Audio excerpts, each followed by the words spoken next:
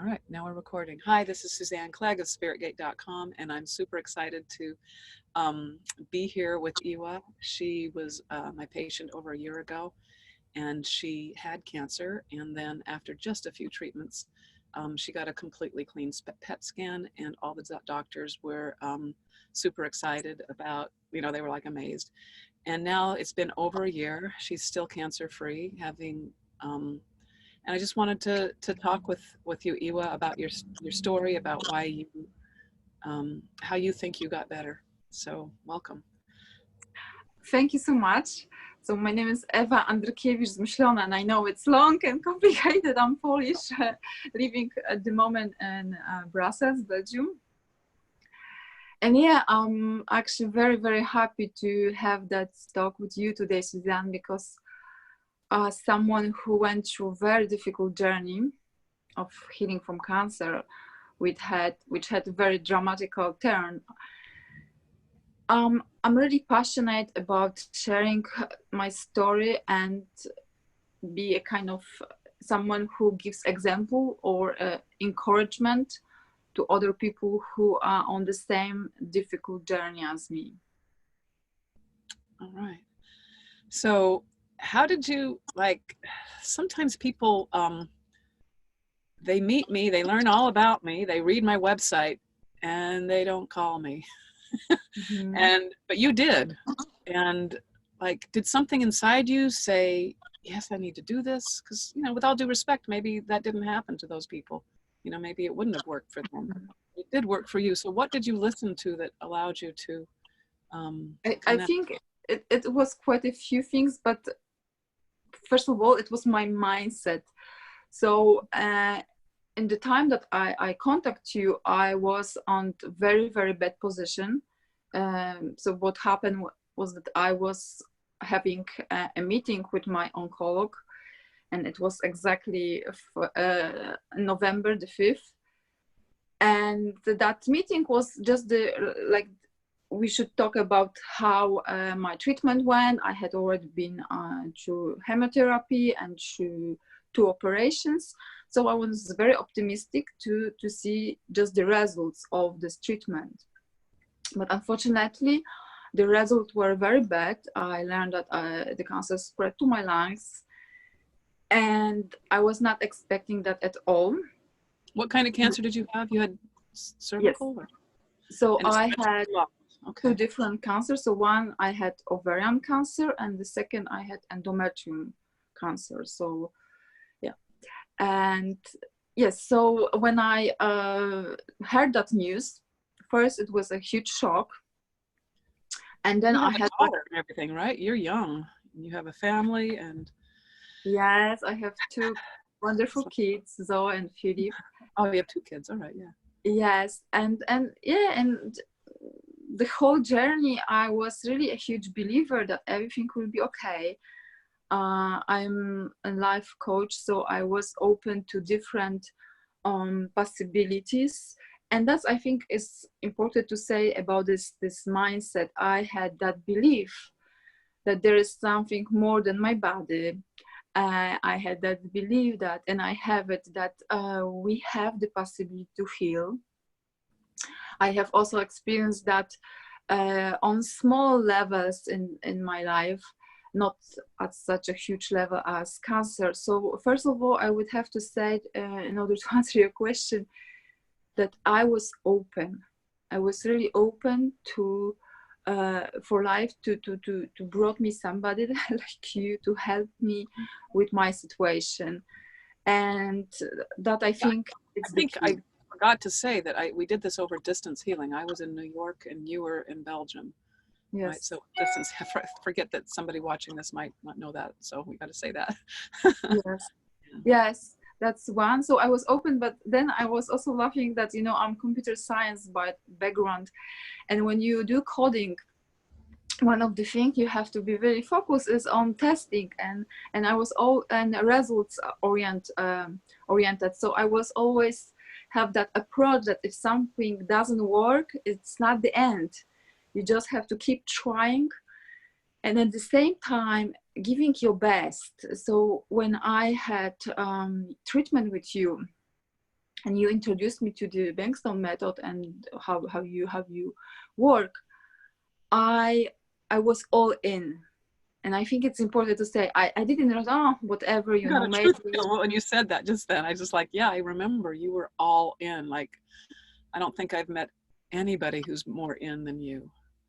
And it wasn't that you were white. I met a lot of people that have come to me like, save my life, heal me. And they're all in that way, but it had such, they were just believing in me. They weren't believing in a wider picture. It was almost like a computer programmer believing that this code would work. Well, no, you just got to try the code. You believe that there's a code that will work, but not maybe this particular code. So I've had a lot of people that were sort of like white knuckle believing that I was the answer, but that actually got in the way of actually finding the answer for them. And I didn't see that you had that. You were just all in saying, I want to work this. I want to work this. And like, yes, it's true. Even I'm smiling because, as you know, I'm writing a book to explain my philosophy and the healing journey. And the title is I Am Invincible, How Cancer Activated My 8 Superpowers. Uh-huh. So you see, all 8 of them. Woo. So that's why I say about it that mindset is for me was the answer and my journey. And I'm not saying that all it's just belief or just mindset. No, it's about being open and believing that it's possible. And this is also something that I really, I'm a big fan of, reading stories of people who did it, who heal themselves through different things, because sometimes meditation works. You know, there are different stories. But I think that when you do it, you start to believe. That's why I'm also really happy today for our conversation. I hope that there will be someone who will open a little bit their mindset and says, okay, maybe if I will contact Suzanne and I will learn a little bit more about the method, I will also heal myself. And what I remember also that the big shift for me was, because when I contact you, I was in fear, frankly, you know, about on my life. I was in this situation that doctors didn't have a clear answer for me. Can I interject something there? Yes. What's super important for people, I think, to know is that it's okay to be in fear. You were terrified, but that doesn't mean you're all in. It's okay. I mean, it's natural to be afraid if you've got a life-threatening situation. Like, you don't want to pretend like you're not afraid. That actually blinds you to the truth, I think. Yes, and what happened when you asked me to prepare my 7 dreams? It was like, what?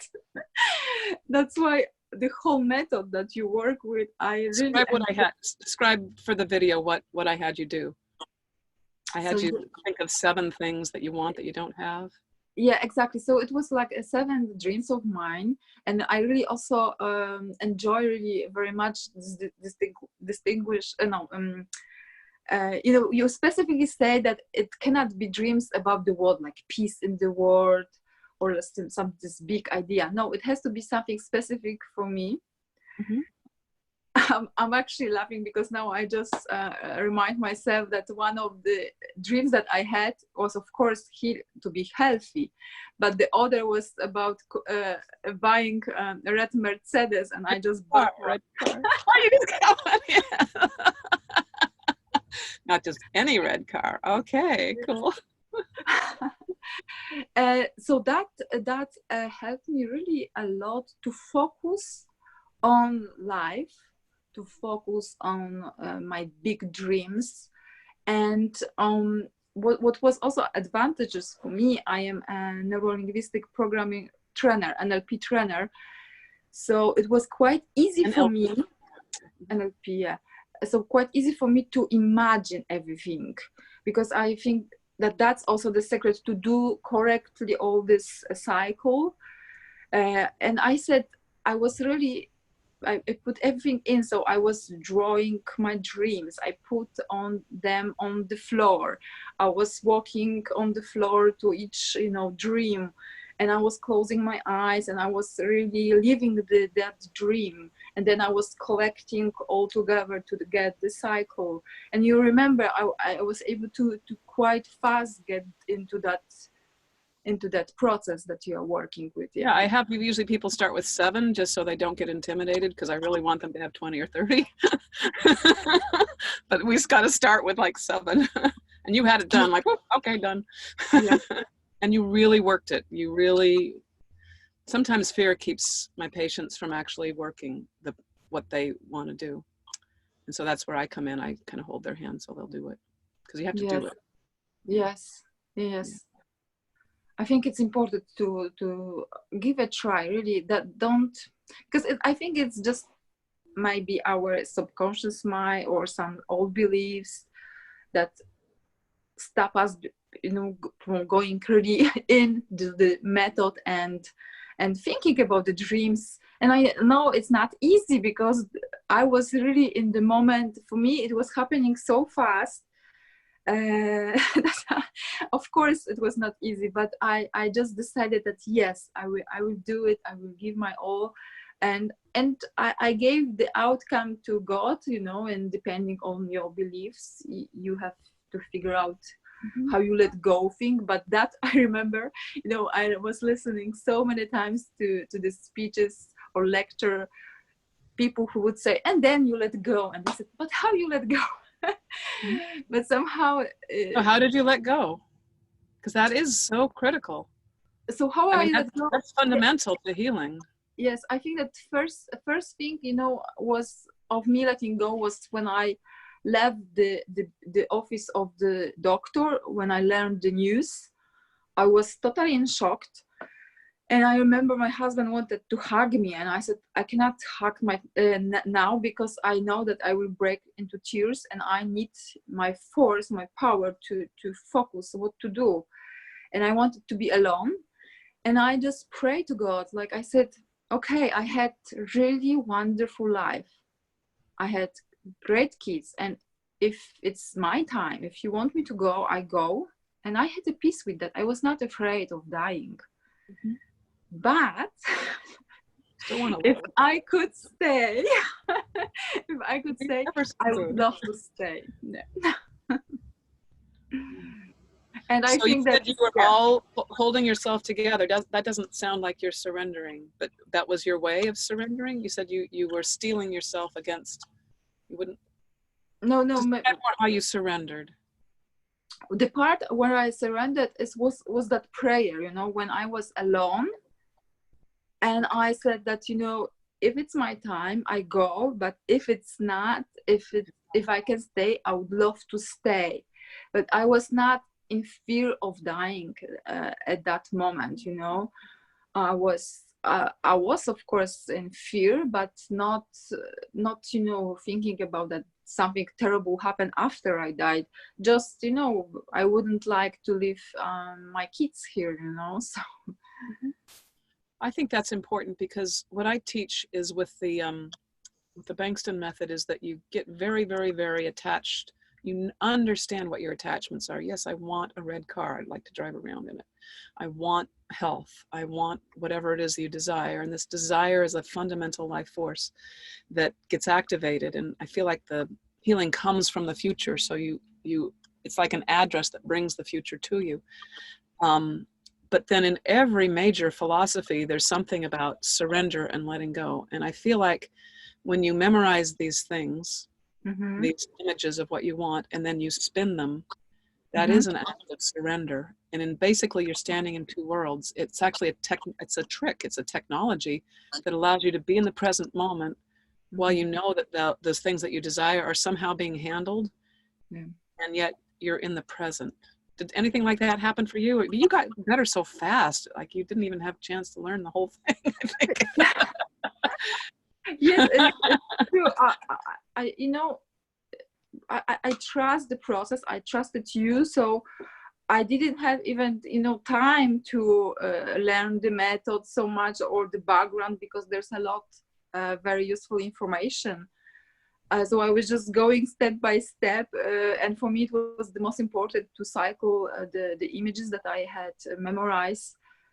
and I must admit that it came quickly, very quickly for me. So I was really lucky with that. Also, I feel that it was not really a problem.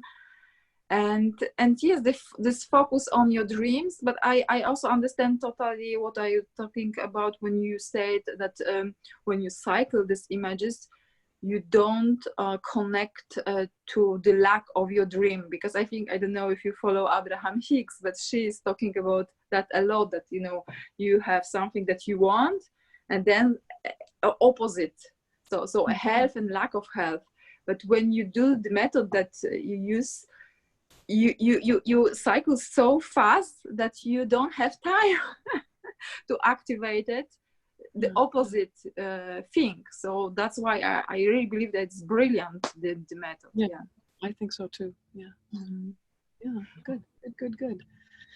All right, so if you were to say anything about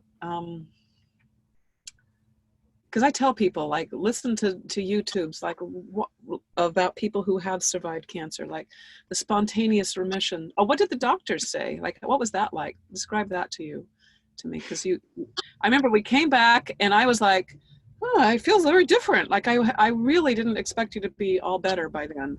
And it's like, it feels like cancer's like a little bit away from your body, not here in your body. And you're like giggling. You're like, what? Because I said, let's start the healing and then we can talk, because I wanted to make sure that we got a lot of healing time in.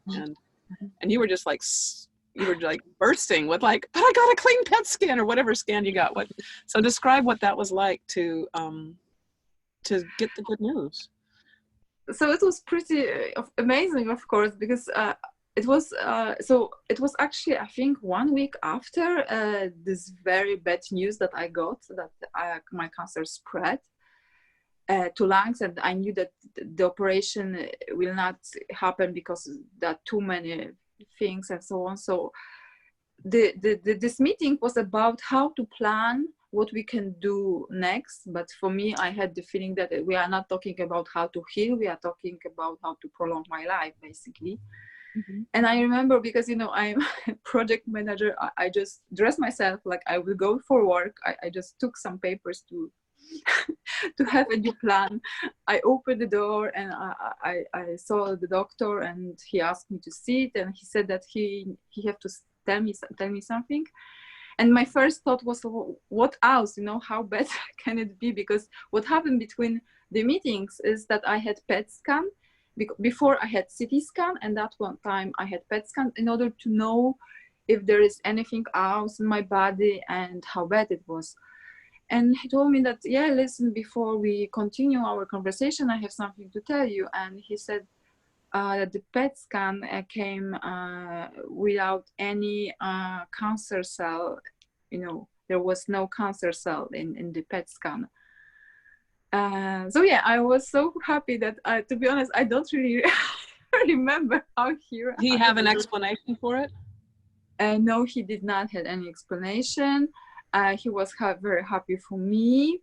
And it was this I'm talking about my oncologist, but I also saw other doctors because of my philosophy of healing. I also had someone who was more holistically assessing my nutrition and other things.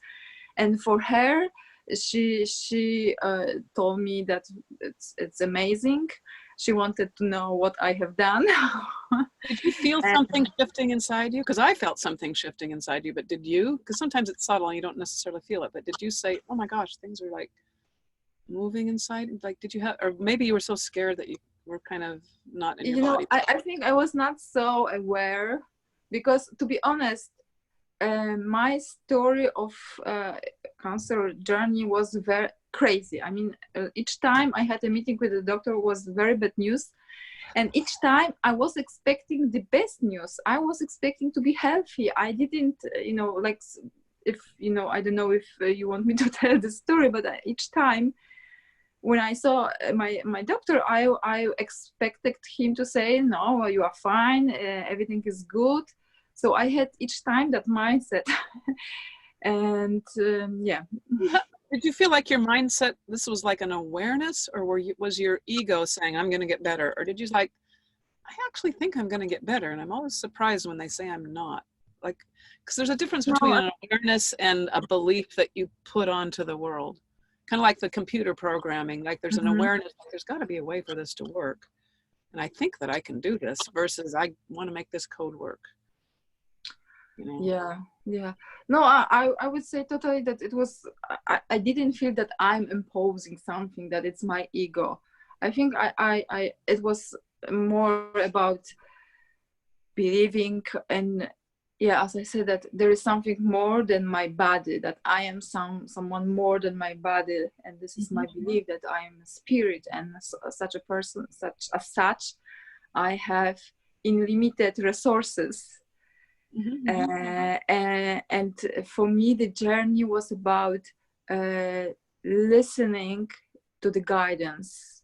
It was not easy because, as I said, it was about testing and seeing the results. So it's about trusting that, you know, I even if there is no outside proof that actually I'm fine, not giving up,